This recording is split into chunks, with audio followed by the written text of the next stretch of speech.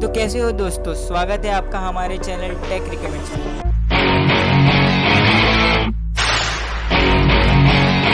तो दोस्तों, ओप्पो ने अनाउंस कर दिया है अपना नया phone Reno 4 pro.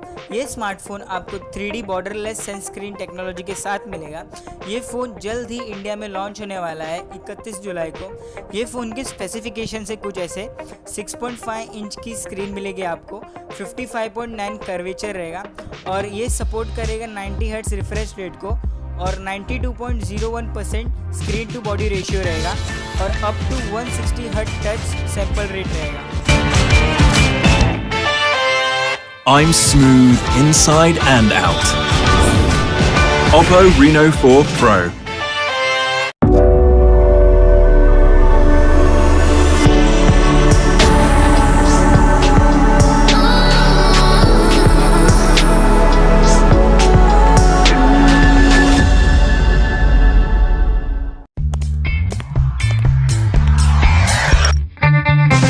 My world is endless, I have my freedom.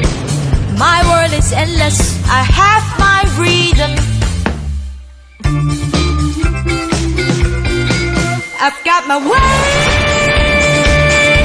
There's nothing between us.